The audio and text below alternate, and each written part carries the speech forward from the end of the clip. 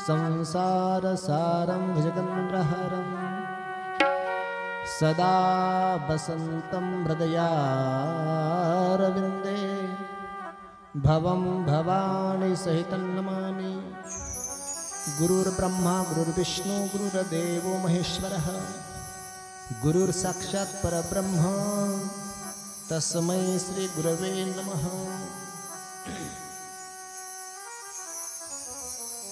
परमपूजनीय तपोनिधी दयानिधी गुरुवर्य शंकर महाराज यांच्या चरणस्पर्शाने पुलित झालेल्या या भूमीमध्ये गेली 3 दिवसापासून आपण कथा श्रवण करत आहात। आज कथेचा 4था दिवस असेल आणि 4थ्या दिवसामधील ही दुसऱ्या सत्रातली कथा असेल। रामकथा ही आध्यात्मिक, आधिदैविक आणि आधिभौतिक 3 प्रकारच्या तापाचं निवारण करणारी कथा आहे। रामकथा ही विषयरूपी सापाचं विष उतरवण्याकरता एक महामंत्र आहे। रामकथा धर्म प्रदान करणारी कथा आहे। रामकथा ही भवरोगावरची दिव्य औषधी आहे। रामकथा ही चंद्राच्या किरणाप्रमाणे सर्वांना सुख प्रदान करणारी कथा आहे। रामकथा शशी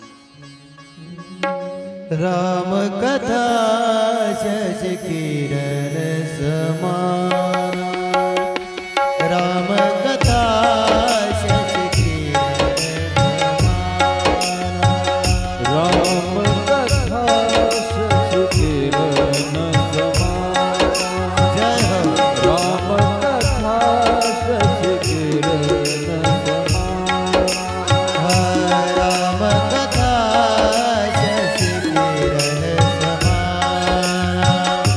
राम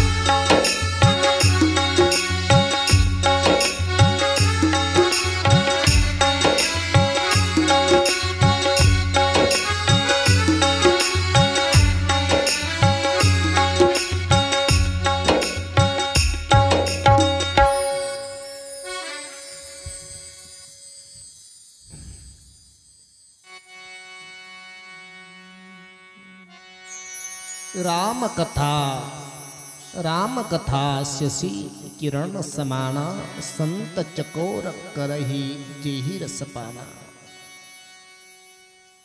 आपण त्या प्रसंगाचं वर्णन करत होतो. गोस्वामी तुलसीदासजी महाराज सुंदर भाव लिहितात कथेचा. महाराज विश्वामित्रजीच्या यज्ञाचं रक्षण आणि ज्याप्रमाणे भगवंताने अवतार घेतला, भगवंताची एक ही मनुज लीला आहे, मनुष्य लीला आहे. वय लहान आहे, आई वडिलांच्या अंगावरची खेळणारी लेकरं आहेत. गुरुदेवांच्या चरणावर प्रणाम केला. गुरुदेव, यज्ञ झाला यथासंग पूर्ण तुमचा? हा राघव, यज्ञ तर पूर्ण झाला. गुरुदेव, चला ना आता घराकडं, अयोध्यानगरीला. विश्वामित्रजी सुंदर उत्तर देतात. राघव, राघव, आपला यज्ञ तर पूर्ण झालेला आहे. आपला यज्ञ पूर्ण झालेला आहे, परंतु एक यज्ञ बाकी आहे. राघव, कोणता यज्ञ?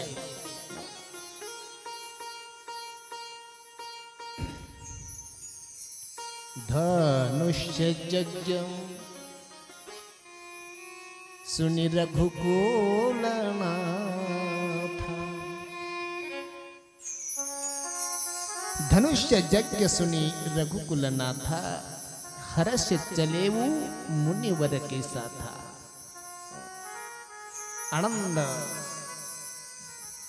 मनामध्ये आनंद मावत नाही आणि भगवान प्रभू रामचंद्र सद्गुरूंच्या पाठीमागे चालतात. राघव, जनकपूरमध्ये पण सुद्धा एक यज्ञ आहे. हा आमचा पूर्ण झाला, पण जनक महाराजांचा एक यज्ञ आहे, धरुळ यज्ञ, तो पूर्ण करायचा आहे. गोस्वामी सुंदर लिहितायत. विदेह नगरापर्यंत जर आपल्याला जायचं असेल, विदेह स्थिती जगद्गुरु तुकोबारायांनी वर्णन करावं. न आठवी देह पायाची चिंतन, काय खातो आम्ही कासया संगाते. ही विदेह स्थितीचं वर्णन आहे. गंमत अशी होती, ही विदेह स्थिती प्रपंच हा अवस्थेवर आरूढ आहे आणि परमार्थ हा अवस्थेवर आरूढ आहे. लक्षात ठेवा. ही अवस्था प्राप्त होण्याकरता सद्गुरु समोर असावे आणि पाठीमाग वैराग्य रूपी लक्ष्मण असावे. न जाणो सद्गुरु तर समोर नेत असतात, पण कदानदा मागे फिरण्याची इच्छा जर झाली, पाठीमागे वैराग्य जर बळकट असेल. एक असं वर्णन आहे ज्ञानेश्वरी मध्ये, जे वैराग्याची शिवण देखती, ती विवेकाची काय भाषणे नती. ज्ञानाची भाषा समजण्याकरता, ज्ञानाची भाषा समजण्याकरता वैराग्याच्या शिवेत प्रवेश व्हायला लागतो, त्यावेळेस ज्ञानाची भाषा कळत असते. म्हणून जनकपूर नामी विदेह नगर, विदेह नगराकडे जात असताना सद्गुरू ज्या रस्त्यानं चालतात, त्या रस्त्याचं अनुकरण करणं नितांत गरजेचं आहे. जो या पद्धतीप्रमाणे चालतो, त्याच्या जीवनामध्ये ती अवस्था मात्र जरूर प्राप्त होते. चालत असताना अचानक दृष्टी माझ्या प्रभूची एका आश्रमाकडे जात आहे आणि माझे भगवान म्हणते, गणेश महाराज एक चौपाई म्हणतील, आश्रम एक दिख मग माही. आश्रम एक दिख माग माही आश्रम एक दिग्गज भाई मृत जीव जंतु नाही मंगल भवन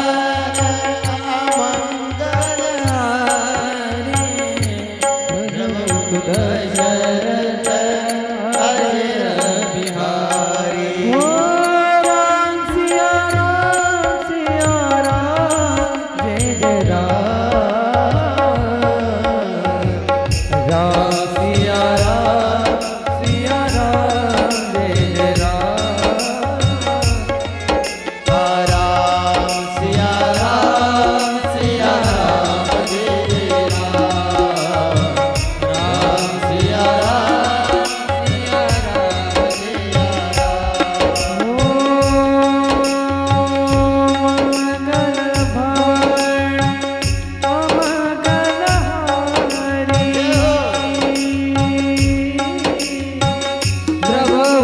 दशरथ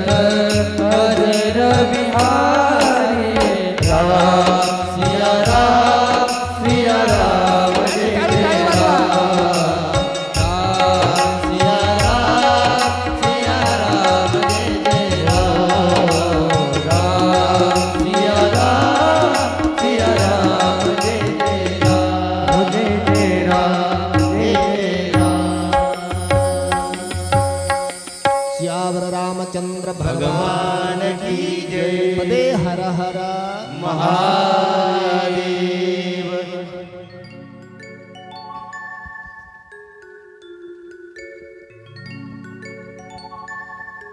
आश्रम एक दिख मगमाही खग मृग जीव जंतु तहा नहीं।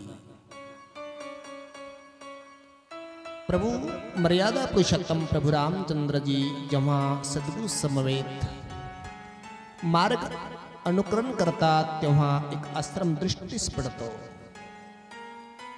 तिथे पशु नाही, पक्षी नाही, कसलंच हरणही नाही, मुंगी सुद्धा नाही आहे। जय हो गोपाल कृष्ण भगवान की जय। प्रभु रामचंद्र भगवान की जय।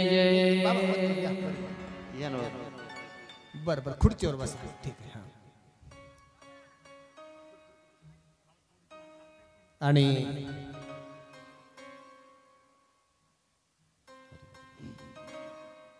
या ठिकाणी पूजनीय बाबांचं आगमन झालेलं आहे। सर्व ग्रामस्थ मंडळीतर्फे बाबांचे कोटी कोटी आभार।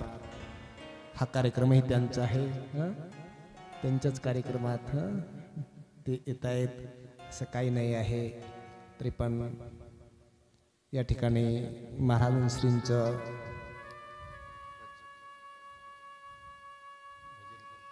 तोपर्यंत थोडंसं एक भजन होईल, पूजन होईपर्यंत भजन करा।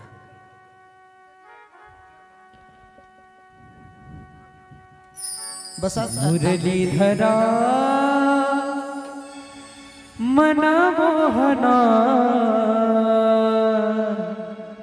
हे नदन दना नारायणा मुरलीधरा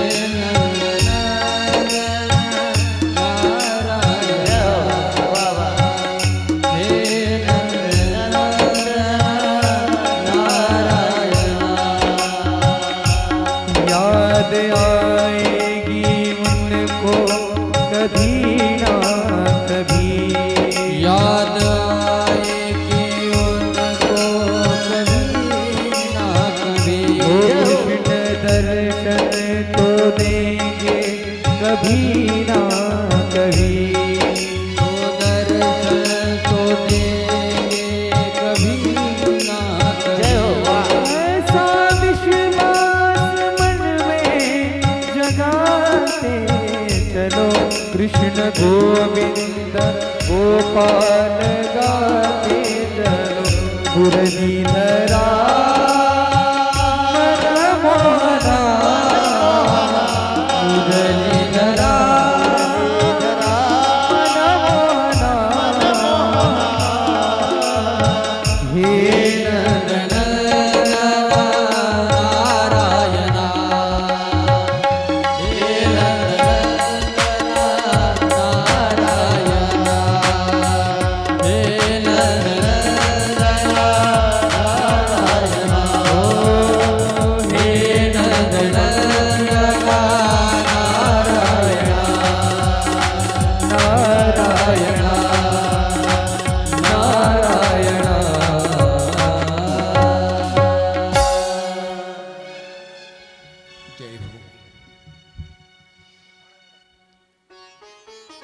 परमपूजनीय गुरुवर्य,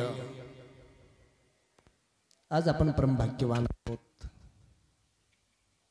महाराज श्रींच्या सान्निध्यामध्ये की आज आपल्याला कथा करण्याचा योग आला. नोहे नोहे जसं म्हणतात तर ज्ञान देवी रचिला पाया. गणेश महाराज, तो तुमचा काळ नाही, आमच्या काळातली गंमत आहे. आमचा कार्यक्रम पलीकडे असायचा आणि सप्ताह झाल्याच्या नंतर आमचा कार्यक्रम सुरू व्हायचा. गणेश महाराज, अख्खा सप्ताहाचा कार्यक्रम सुरू झाला ज्ञानोदादा की आमचा कार्यक्रम सुरू व्हायचा. कोण करणार प्रवचन? कधी सगुबाईंचं, कधी महाराजांचं. आणि महाराजांच्या कृपा आशीर्वादाने 5व्या वर्गात असताना पलीकडच्या सप्त्यावर मी प्रवचन केलं होतं. 5व्या वर्गात असताना तिथून पुढे ही प्रेरणा. चला, प्रेरणा आणि जे आपल्याला प्राप्त झालं याचा सांभाळ करणं, ह्या दोन गोष्टी नितांत गरजेच्या असतात. कोणी कुणाला प्रेरणा करत असतं तरीही ती गोष्ट घडत नसते. कोणीही सांभाळ करणार असतं तर त्याला प्रेरणा नसते. आमच्या जीवनामध्ये जे काही प्राप्त झालं त्याला सांभाळण्यासारखं काय त्याला म्हणतो आपण, इंग्रजी शब्द आहे तो बॅकग्राऊंड होतं. आणि जे प्राप्त झालं, आता थोडसे शांत बसता का सगळेजण? महाराज जाणार नाहीत. मी अगोदर सूचना केली अशी, मी कथा थांबवणार होतो थोडा वेळ. ऐका, काय चालू होतं आपलं, मी गेलो विसरून. आता काय चालू होतं? नाही बॅकग्राऊंड नाही का.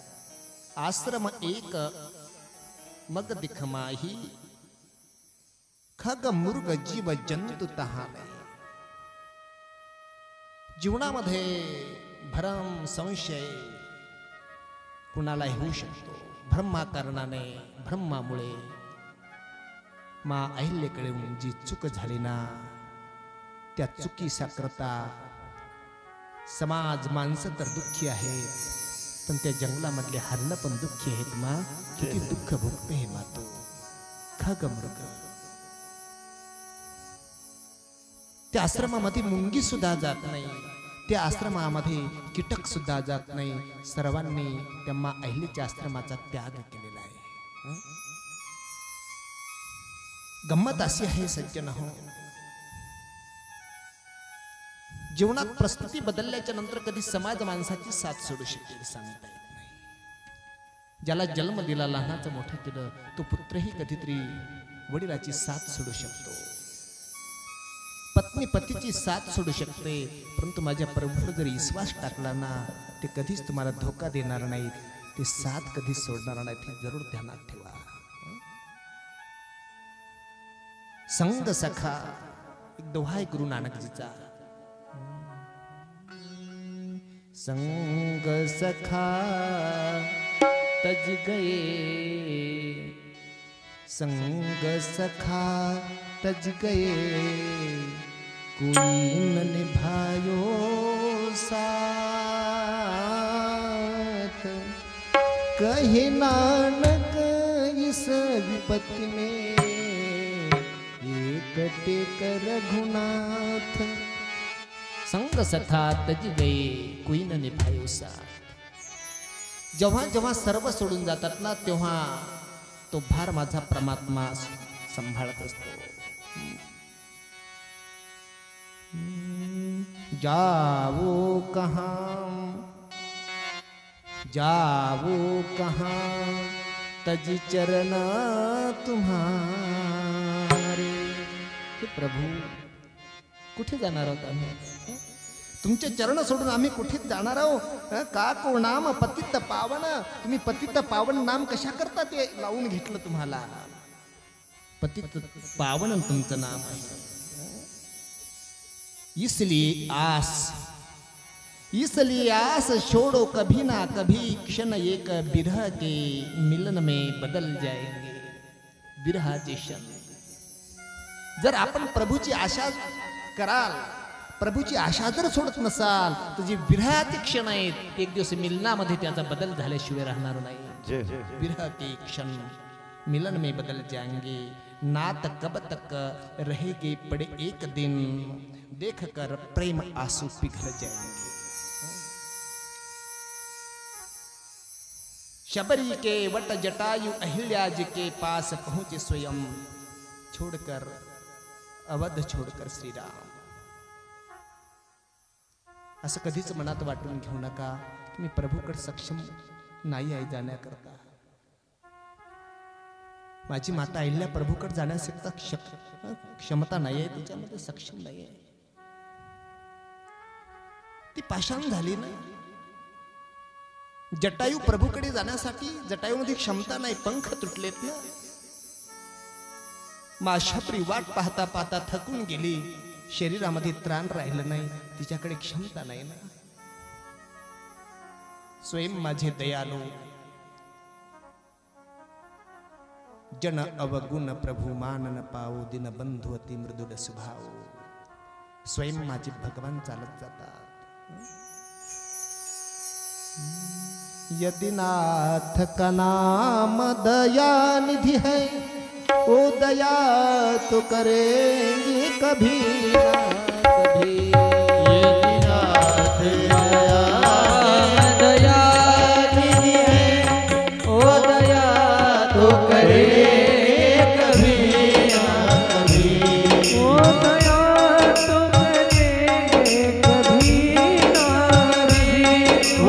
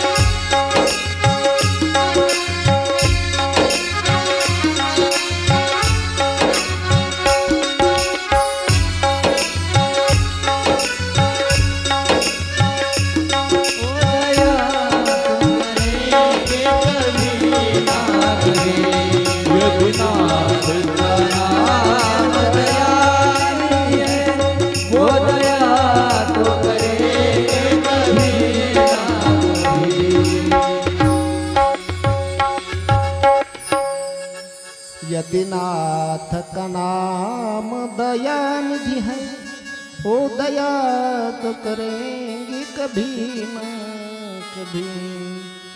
जिस अंग की शोभा सुहावनी है, श्यामल रंग में मोहन है, उसी रूप सुधा से स्त्रियों से रस प्याल भरेंगे कभी ना कभी. गोस्वामित्र सिद्धार्थ जी सुंदर वर्णन करतायत. ज्या वेळेस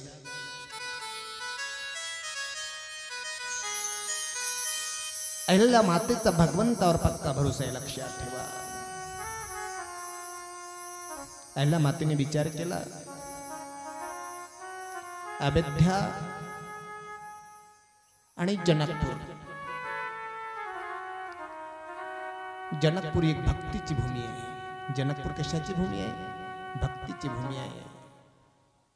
अयोध्या प्रभूची भूमी आहे. देव आणि भक्ती या जो मधला भाग आहे, याच्यामध्ये दगड पडून जरी राहिलं ना, तर एक दिवस तरी भगवंताला जरूर यावं लागेल उद्धार करण्याकरता. त्यावेळेस महाराज विश्वामित्राजींना प्रभू प्रश्न करतात, गुरुदेव काय चमत्कार आहे? गुरुजीनं सांगितलं, एका वाक्यात सांगून जातं. गवत मनारी श्राप बस उपलधरी देहधीर चरण कमल रज चाहती कृपा करहु रघुबीर. हे मालक, दिनावर दया करणारे, पतिताला पावन करणारे, अहिल्यावर दया करा मालक. प्रभू उभे राहिले. कोण अहिल्या? सविस्तर चरित्र अहिल्याचं सांगितलं. प्रभूने अहिल्याकडे नजर टाकली. मर्यादा पुरुषोत्तम प्रभू रामचंद्रजी द्रवित झाले. शरीर पुलकित झालं. त्या दगडाकडे पाहून माझ्या प्रभूच्या नेत्रात अश्रू आले. गुरुजीची नजर गेली. राघव काय आहे? काय गंमत आहे राघव? त्यावेळेस काय विचार करता? अहिल्याचा उद्धार करायचा आहे तुम्हाला? काय सुंदर उत्तर दिलं माझ्या प्रभूने. गुरुदेव, विषय उद्धाराचा नाही गुरुदेव, विषय कर्जातून मुक्त होण्याचा आहे. किती दिवसाचं माझ्या डोक्यावर कर्ज आहे. एखाद्या कर्जातून जर मनुष्य मुक्त होत असेल ना, त्या दिवशी त्याच्या डोळ्यात आनंदाचे अश्रू येतात की किती दिवस झाले मी कर्जामध्ये डुबलो होतो, पण आज या कर्जातून मी मुक्त झालो. तसं गुरुदेव, माझ्यावर कर्ज आहे आणि ती कर्जातून उत्तीर्ण होण्याची आज वेळ आली. राघव, तुमच्यावर कुणाचं कर्ज आहे ना गुरुदेव? 500 रुपये जर कुणाचे उसने घेतले तर 500 वापस द्यावा लागतं, याला कर्ज म्हणत असतात. ज्यावेळेस माझ्या भक्त प्रल्हादावर कठीण प्रसंग आला ना, त्यावेळेस वडिलांनी त्याला दरडावणे विचारलं, भक्त प्रल्हाद, कुठे आहे तुझा तो नारायण? कुठे आहे तुझा देव? या दगडाच्या खांब्यामध्ये आहे. त्यावेळेस भक्त प्रल्हादाने कुणाला प्रगट केलं? साक्षात परमात्म्याला. कशातून प्रगट केलं? दगडाच्या खांबातून प्रगट केलं. राघव म्हणतात, प्रभू म्हणतात, ते कर्ज माझ्या प्रल्हादाचं माझ्या डोक्यावर आहे. माझा भक्त मला जर दगडातून प्रगट करत असेल देवाला, तर देवाने का भक्ताला दगडातून प्रगट करू नये? हा त्याच्यातला माझा भाव आहे. का प्रगट करू नये? अहिल्याच्या शरीराला स्पर्श झाला. अहिल्या दिव्य स्वरूपामध्ये प्रकट झाली. प्रभूंच्या चरणावर आता माता अहिल्याने डोकं टेकवलं. नेत्रातल्या अश्रूंनी अभिषेक केला आणि मग तिला संताचं महात्म्य आठवलं. कोणतं महात्म्य? मुनी श्राप दिना अति भलकीना. का? अरे साधूच्या आशीर्वादात तर भलं होईलच होईल, यात नवल नाही. पण जिथे श्राप जरी दिला, तर ज्या साधूच्या श्रापामुळे देवाचं दर्शन होतं, ते साधू किती मंगल असते. मुनी श्राप दिना अति भलकीना. आज मला प्रभूचं दर्शन झालं, परंतु परिस्थिती बदलली महाराज. प्रथम प्रसंग असा आहे, धनुष्य यज्ञ सुनी रघुकुल नाथा हरसे चले वो मुनिवर के साथा. की त्यावेळेस आनंदाने निघाले होते माझे भगवान. परंतु आता मात्र चेहरा उतरलेला आहे. चेहऱ्यावर तेज राहिलं नाही. डोक्यात काहीतरी विचार आहे, मनामध्ये खिन्नता आहे. गुरुजीने विचारलं, राघव तब्येत तो ठीक है? हाँ गुरुदेव, तब्येत तो ठीक है. चेहरा का उतरला रामा? गुरुदेव, त्याचं कारण आहे चेहरा उतरण्याचं. मी एक बाणी आहे गुरुदेव, मी एक पत्नी आहे आणि आज माझ्याकडून एक महान पतिव्रताच्या स्त्रीच्या शरीराला माझा स्पर्श झाला. मी मोठा अपराध केला. या अपराधातून उत्तीर्ण जोपर्यंत होत नाही तोपर्यंत मला समाधान नाही. हे माझ्या प्रभूचा भाव आहे, भाव आहे प्रभूचा. आणि समोर महाराज विश्वामित्रजी, मागे प्रभू लखन चालत जातात. जाता जाता पावन गंगेच्या तटावर प्रवेश. गंगेच्या काठावर आल्या आल्या गुरुजीच्या मुखातून गंगेचं महात्म्य वर्णन केलं, ते श्रवण केलं माझ्या प्रभूने. रामचरित्र मानस कथा हे शिकवते, तीर्थावर जरूर जा, पण तीर्थावर गेल्याच्या नंतर त्याचं महात्म्य कळाल्याशिवाय त्याच्यात मजा नाही. महात्म्य तुमच्या दारात कुठंतरी कडेला घराच्या साईडला एक वृक्ष, एक रोपट निघालेला आहे. ते तुम्हाला माहीतच नाही कशाचं आहे ते. कुणीतरी एक साधू संत महात्मा आला, विचारलं, ताई अरे वा हे झाड तुमच्या भीतीच्या कडाला? हो महाराज, बऱ्याच दिवसाचं आहे. तुम्हाला याची किंमत माहित नाही? नाही महाराज.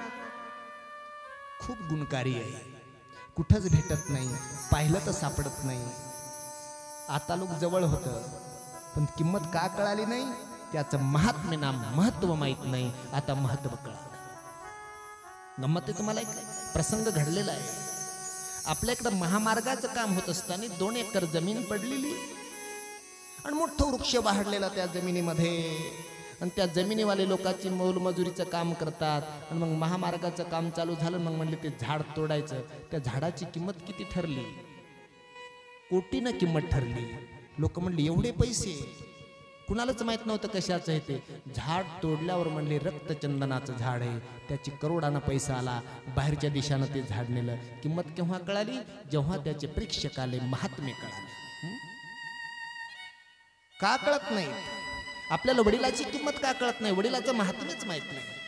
सद्गुरूची किंमत का कळत नाही? सद्गुरूचं महात्म्य माहित नाही. आपल्याला आपल्या गंगेची किंमत का कळत नाही? तर महात्म्य माहित नाही. कोण्या तीर्थावर जाण्याच्या पहिले, देवाकडे जाण्याच्या पहिले त्याचं महात्म्य श्रवण करा. नंतर श्रद्धेनं स्नान करावं आणि त्या ठिकाणी काही विधिवत दानधर्म करावा, केला पाहिजे. आणि माझे प्रभू गंगेवर स्नान करतात.